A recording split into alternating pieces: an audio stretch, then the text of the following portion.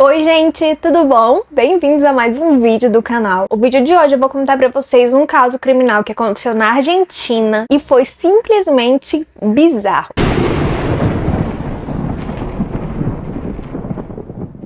Bom, antes de tudo eu preciso contar pra vocês como é que tava o cenário na Argentina naquela época. O ano era 2001 e a Argentina ela tava no maior caos político e econômico. O governo ele tinha congelado algumas contas de pessoas e as pessoas resolveram que iriam guardar seus dinheiros em casa porque era mais seguro do que guardar no banco. Então o cenário político tava caótico, as pessoas estavam fazendo várias manifestações e por consequência de tudo isso a criminalidade ela tava em níveis astronômicos. Então as pessoas que tinham dinheiro, elas além de estar guardando o seu dinheiro em casa, que era mais seguro do que guardar em bancos, elas também estavam se mudando para condomínios fechados, que era onde elas se sentiam mais seguras, principalmente agora que estavam guardando dinheiro em casa, né? Então, para alguém entrar e roubar o seu dinheiro era muito fácil. E aí, em 2002, Maria Marta, que era casada com o Carlos, os dois eram de famílias influentes na Argentina e eles eram casados há algum tempo. Eles resolveram que iriam morar em um country club que ficava em Pilar, na Argentina. Bom, o nome desse country club era Carmel e ali só morava gente que era muito rica. Dentro daquele condomínio fechado, você tinha campos de golfe, tinha quadras de tênis, inclusive quadras de tênis que tinham professores de tênis. Tinha também um clube dentro onde você poderia tomar café ou jantar, almoçar. Era tipo um clube mesmo que as pessoas moravam dentro dele. Bom, e pra vocês terem ideia de como esse clube ele era VIP. Para você entrar nesse condomínio, você precisava de autorização. Então, mesmo a polícia e os serviços de saúde precisavam de autorização. A polícia ela não podia entrar nesse condomínio sem ter um mandato judicial ou a permissão de um dos moradores. Mesma coisa com qualquer outra pessoa que quisesse entrar ali sem ser convidada. A Maria Marta, ela era uma socióloga, mas ela não exercia sua profissão. Ela, na verdade, trabalhava com uma ONG de crianças desaparecidas, que era o que ela amava fazer. E o marido dela, ele estava aposentado, ele trabalhava na bolsa de valores e aí ele conseguiu um certo nível de dinheiro e ele resolveu se aposentar. Bom, a Maria Marta e o Carlos sonhavam em ter filhos, mas eles nunca conseguiram. Então, em certa altura da vida, a Maria Marta decidiu que queria adotar uma criança e o Carlos não aceitou. E aí, mais tarde, o Carlos decidiu que queria sim adotar uma criança, mas aí a Maria Marta não queria mais. Então, eles decidiram que não adotariam, não teriam filhos e que seria apenas os dois até a morte. A Maria Marta, ela tinha a rotina de todo domingo, ela e o Carlos,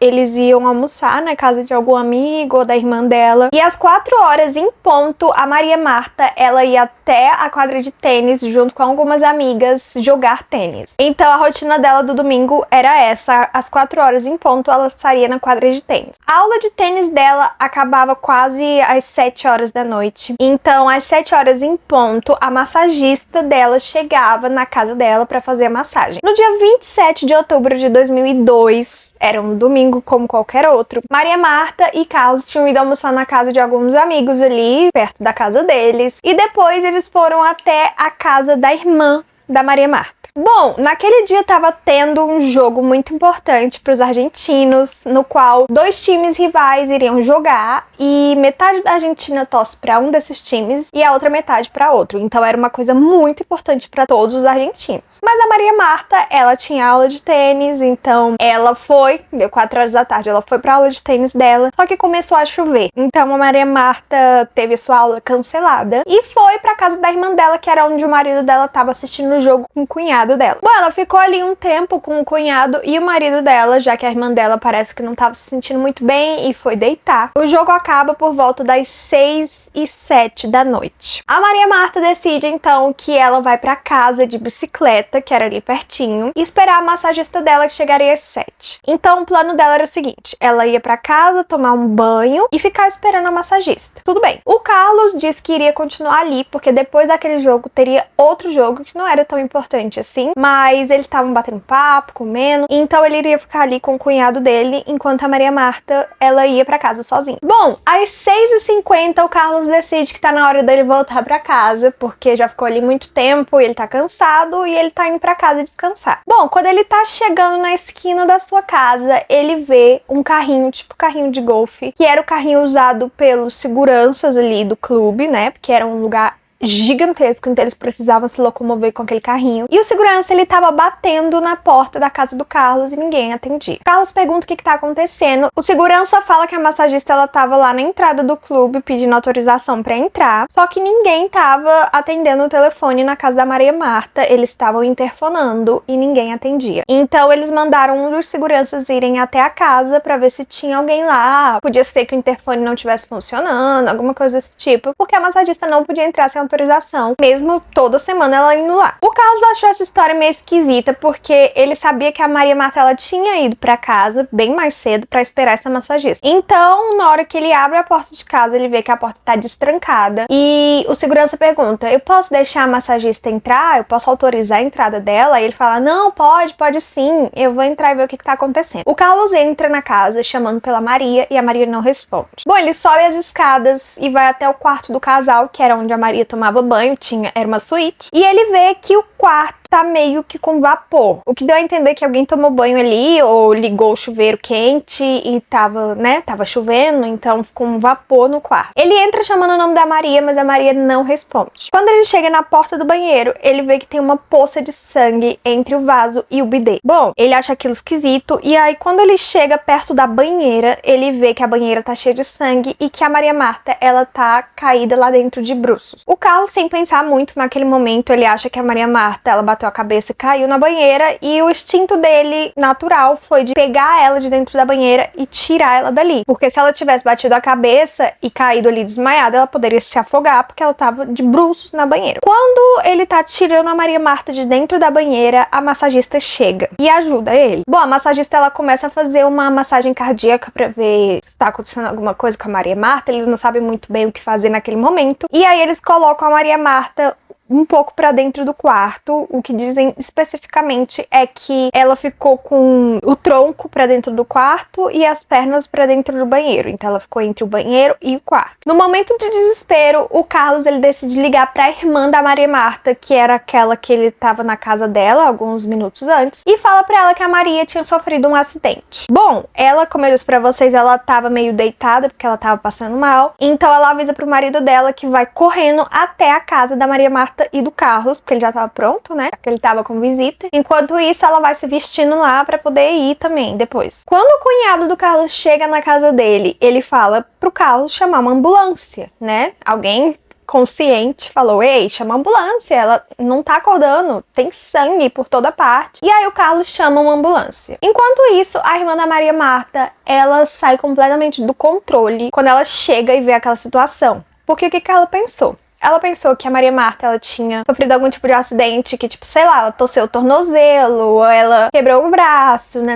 alguma coisa nesse sentido. E não que a Maria Marta, ela tava inconsciente dentro da banheira com um monte de sangue. Então, quando ela vê essa cena, ela se desespera e ela sai de dentro da casa da Maria Marta pra procurar um médico no condomínio. Bom, ela sabia que um dos vizinhos ali era estudante de medicina. Ela vai até esse vizinho, a casa desse vizinho, e bate na porta. Quem atende é a mulher que trabalhava lá. Ela disse que ele não tava no momento. Então, ela corre até a portaria do condomínio e pede pros seguranças chamarem uma ambulância. E ele chama. Bom, o vizinho, que era estudante de medicina, chega e vai até a casa da Maria Marta, né, que ela tinha deixado um recado, a irmã dela, que se chama Irene, tinha deixado um recado lá, dizendo tudo que tinha acontecido, e ele vai até a casa da Maria Marta. Nesse momento já tá lá o Carlos, a massagista, o cunhado dele, a irmã da Maria Marta, e aí chega ainda esse médico. Ele diz que não sabe muito bem o que fazer, o pobre era estudante de medicina, e aí chega a primeira ambulância que o Carlos tinha chamado. Bom, quando essa primeira ambulância chega, eles tentam de tudo pra ressuscitar a Maria Marta. Eles dão várias ampolas de adrenalina, de epinefrina, usam um desfibrilador nela várias vezes e nada acontece, a Maria Marta não volta. Esse médico, ele sente um pequeno furinho na cabeça da Maria Marta, mas ele atribui isso à pancada que ela possivelmente sofreu quando escorregou no banheiro. Nisso,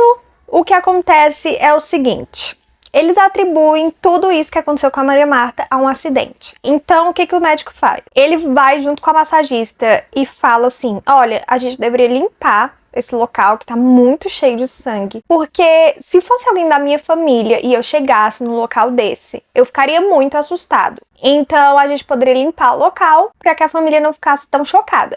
E os dois começam a limpar o local onde estava cheio de sangue. Nisso chega a segunda ambulância, que foi chamada pelos seguranças do condomínio. Esse médico, ele diz que aquilo ali era claramente um crime e ninguém dá muita atenção pra ele. Ele diz que sente 3 orifícios na cabeça da Maria e Marta e que acha aquilo muito esquisito, que eles deveriam chamar a polícia pra investigar aquilo ali, porque aquilo ali com certeza não foi um acidente, já que a Maria Marta, ela estava de tênis e não tinha como ela ter escorregado no banheiro de tênis. Bom, o médico da primeira ambulância, ele lava o rosto da Maria Marta, que tá cheio de sangue, e tenta fazer uma respiração boca a boca nela. Ou seja, nesse momento, eles já tinham lavado a cena do crime e já tinham lavado o corpo da vítima. Bom, acontece que as pessoas que estão ali no local, que tem muita gente já ali, a família, querem que a ambulância leve o corpo da Maria Marta e, sei lá, dê um atestado de óbito. E o médico disse que não vai dar um atestado de óbito pra ela, porque pra isso eles precisam fazer exames forenses. Bom, a família liga pra uma funerária, explica o que tinha acontecido e pergunta pra eles se eles poderiam dar atestado de óbito pra Maria, porque eles tinham planos de enterrá-la no outro dia. Isso era num domingo, eles queriam fazer o enterro da Maria na segunda-feira. A funerária que eles ligaram disse que não podia dar o atestado de óbito sem examinar o corpo, né? Eles não iam dar um atestado de óbito pra uma pessoa que eles não atestavam que realmente estava morta. Eles queriam que eles simplesmente dessem o atestado. E aí, nesse momento, vários amigos da Maria Marta já tinham sido chamados, inclusive uma família muito influente. E aí, essa família decide que vai até Buenos Aires, atrás de uma funerária que pudesse dar um atestado de óbito sem examinar o corpo.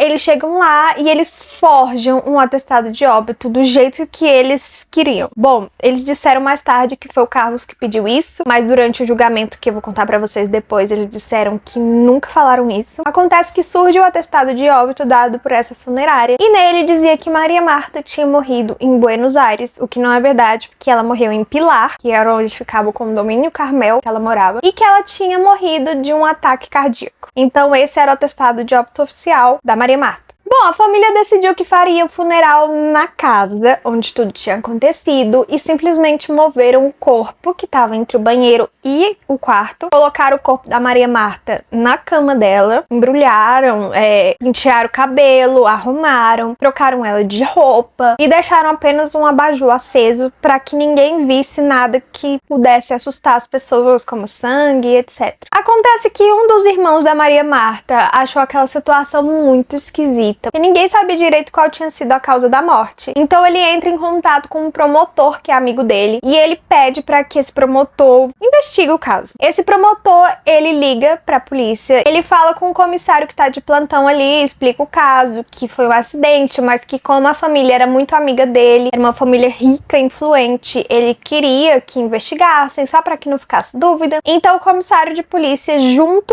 com um outro promotor, foram até a casa da Maria Marta. Nisso que eles vão na casa da Maria Marta já é segunda-feira de manhã. O enterro da Maria seria segunda-feira à tarde. Bom, o promotor vai até lá e ele fica meio receoso de investigar alguma coisa porque tá cheio de gente muito influente ali. E como todo mundo dizia que era acidente, ele ficou meio, sei lá. Enfim, aconteceu o funeral e o enterro da Maria Marta, que aconteceu naquela tarde. Tinha muita gente importante. E as pessoas dizem que o que mais chama a atenção é que no enterro, as pessoas conversando sobre o que tinha acontecido, chegaram à conclusão de que ninguém sabia o que tinha acontecido. Cada um falava uma versão e ninguém sabia o que tinha acontecido, simplesmente. Recapitulando, a morte da Maria Marta aconteceu no dia 27 de outubro, o enterro dela aconteceu no dia 28. Quando foi no dia 30, a polícia começou a chamar algumas pessoas da família para darem depoimento sobre o acontecido. Chamaram também para dar depoimento os médicos das 2 ambulâncias que chegaram ao local para socorrer Maria Marta. E quando eles chamaram esse segundo médico, que foi aquele médico que disse que tinha alguma coisa esquisita ali acontecendo e que ele viu o primeiro médico lavando a cena do crime, inclusive limpando o rosto da Maria Marta, tava cheio de sangue, ele fala o seguinte: olha, eu notei 3 orifícios na cabeça da vítima, falei pra família que aquilo não tava normal e falei pra eles chamarem a polícia. E eles simplesmente disseram que não iam chamar a polícia. Com esse depoimento, o promotor ele ficou muito intrigado e ele decidiu que precisava fazer uma autópsia no corpo da Maria Marta. Só que ela tinha sido enterrada. O promotor decidiu então que ia pedir para a família o atestado de óbito da Maria, para ver se ali ele podia achar alguma explicação. No atestado de óbito, como eu disse para vocês, estava dizendo que a Maria tinha morrido em Buenos Aires de ataque cardíaco. Bom, o promotor, ele sabia que aquilo não era verdade e aquilo deixou ele mais intrigado. Quando ele foi pegar o depoimento de um dos irmãos da Maria Marta, eles disseram que quando moveram o corpo da vítima, eles acharam embaixo dela um fragmento de chumbo. Só que eles não sabiam do que se tratava. Eles primeiramente pensaram que podia ser um pino de segurar livro, alguma coisa do tipo, e perguntaram pro Carlos se era de alguma estante que tinha por ali, e o Carlos disse que nunca tinha visto aquilo e, enfim, não deu muita bola. O irmão da Maria Marta fez o seguinte, ele pegou um papel e pegou aquele fragmento com papel e jogou dentro da privada e deu descarga. O promotor achou aquilo muito esquisito, porque se eles realmente pensavam que aquilo não se tratava de nada importante, por que eles pegaram aquilo ali com papel e jogaram no vaso? Por que jogar fora? E por que com papel, né? Estavam com medo de deixar as digitais num negócio que pra eles não era importante? Esquisito. Foram pegar também depoimentos de testemunhas e as testemunhas disseram o seguinte: no dia do acontecido, quando já tinha um monte de gente na casa da Maria Marta, passou uma viatura por fora do condomínio e alguém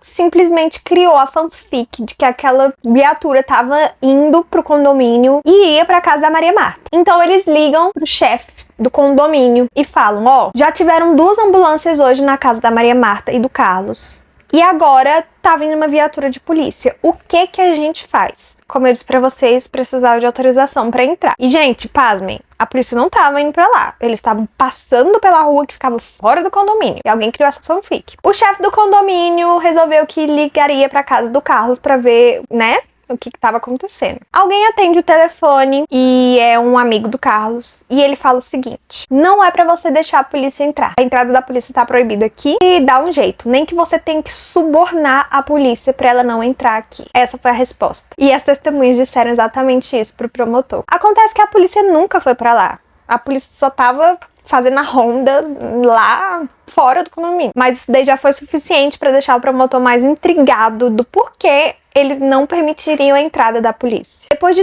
todas essas coisas bizarras, o promotor resolve pedir oficialmente um exame forense. Bom, ele tem que pedir autorização para a família da Maria Marta para poder desenterrar o corpo, que tinha sido enterrado há poucos dias, para poder fazer essa autópsia, e a família libera o corpo. No dia 2 de novembro acontece esse tão pedido exame. Nesse exame, o legista, ele nota 5 orifícios na cabeça da Maria Marta e ele tem uma certa dificuldade para abrir esses orifícios. Bom, mais tarde descobre-se que foi usado um tipo de cola para fechar esses orifícios, o que é muito bizarro. Porque, tipo, é algo que só poderia ter sido feito pela família, já que a funerária não revisou o corpo, como eu disse pra vocês. Eles deram um atestado de óbito sem revisar o corpo. Então, o legista ficou sem entender por que alguém iria querer fechar os orifícios ali da cabeça da Maria Marta com cola. Era um tipo de super bond.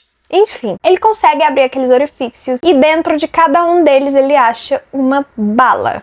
Isso mesmo, um projétil de arma de fogo. Ele acha também no corpo da Maria Marta sinais de luta, o que dizia que ela lutou com alguém antes de receber 5 tiros na cabeça. Bom, o promotor liga os pontos e pensa o seguinte: aquele fragmento de chumbo que eles acharam embaixo do corpo da Maria Marta só pode ser um projétil de arma de fogo. Vamos procurar esse negócio. E aí lá vão os peritos procurar o projétil dentro do esgoto do condomínio, que foi, né, onde os irmãos da Maria Marta disseram que jogaram dentro do vaso e deram descarga. Eles acham o projétil que eles chamaram de coisinho, né, que o irmão dela fala: a gente achou um coisinho lá embaixo do corpo dela, a gente jogou no vaso e deu descarga. A polícia acha o coisinho e vê que esse coisinho era um projétil de arma de fogo, que por acaso era da mesma arma que veio os projéteis que estavam na cabeça da Maria, ou seja, foi um tiro que deu errado, que a pessoa não acertou nela, e essa bala, ela ricocheteou e ela ficou deficiente. Então, por isso que não tinha um formato de bala em si. E eles acharam que era alguma coisa que não tinha nada a ver, que eles chamaram de coisinho. A polícia decidiu que usaria luminol na casa pra ver se tinha alguma coisa mais esquisita ali, porque o crime poderia ter começado a acontecer em outras partes da casa. Jogaram luminol pela casa e na parede da escada eles acharam muito sangue respingado na parede. E junto com esse sangue tinham marcas de dedo. Bom, depois de fazer vários exames de DNA, eles constataram que estariam na cena 2 homens e uma mulher. Eles pediram para a família dar o DNA deles para poder comparar. E felizmente deu que a família não era compatível àqueles exames de DNA ali. Então não tinha sido alguém da família que tinham deixado aquelas marcas ali. Bom, algumas testemunhas disseram que viram Carlos em outra parte do condomínio no horário da morte da Maria, ou seja, ele não estava na casa do cunhado e da irmã dela, ele estava numa parte do clube que tinha um restaurante. O Carlos disse que isso era mentira e, bom, plantou uma dúvida razoável na cabeça do juiz e o juiz expediu um mandato de prisão para o Carlos. Mas após alguns dias o juiz viu que não fazia muito sentido aquilo e soltou o Carlos. Bom, a polícia começou então a investigar um homem que era bem esquisito no condomínio. Muitas pessoas tinham medo desse homem. Ele roubava coisas ali no condomínio, ele já tinha roubado alguns tacos de golfe e ele possivelmente tinha sequestrado o cachorro da Maria Marta um tempo antes e pediu resgate, só que a Maria Marta não pagou, então ela nunca mais viu esse cachorro.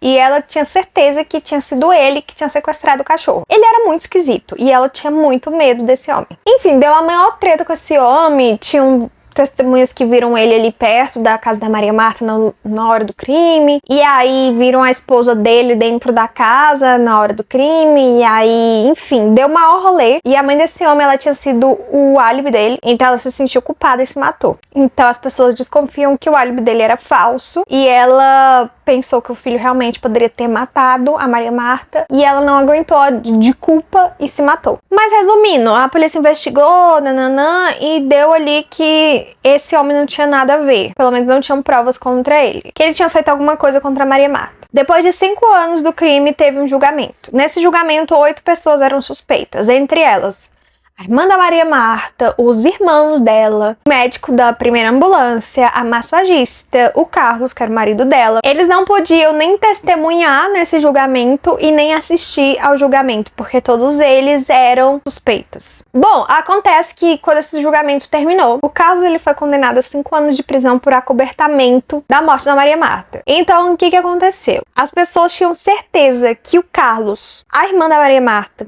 os irmãos, os amigos, a massagista, enfim, todo mundo ali sabia o que tinha acontecido, sabia quem tinha cometido aquele crime, mas tentaram esconder, né? Como eu disse pra vocês, tinham muitas provas contra eles, como limpar a cena do crime, limpar a vítima, mover o corpo dela, pentear o cabelo, disseram que até maquiaram ela, trocaram ela de roupa, não deixaram a polícia entrar, mesmo sem a polícia estar lá, eles não permitiram a entrada da polícia no condomínio, tinham falsificado um atestado de óbito pra que ninguém investigasse o corpo da Maria. Então era muita coisa suspeita e ele foi condenado por acobertamento. O promotor, ele não gostou dessa história e ele recorreu. 2 anos depois, o Carlos, nesse outro julgamento, ele foi condenado à prisão perpétua pelo assassinato da Maria. Ele ficou 7 anos preso e depois teve uma apelação. Ele apelou lá para uma instância ali da justiça, e eles chegaram à conclusão de que não poderia ter sido o Carlos. Bom, eles disseram que tinham novas provas e que pelos horários ali de tudo que tinha acontecido, a Maria morreu por volta das 6:30 da tarde. Por quê? Bom, naquele exame que eles fizeram forense na Maria, eles constataram que as costelas da Maria foram quebradas meia hora depois da sua morte. Ou seja, no processo de ressuscitação ali que os médicos fizeram, algumas costelas foram quebradas, só que a Maria já tinha morrido há meia hora.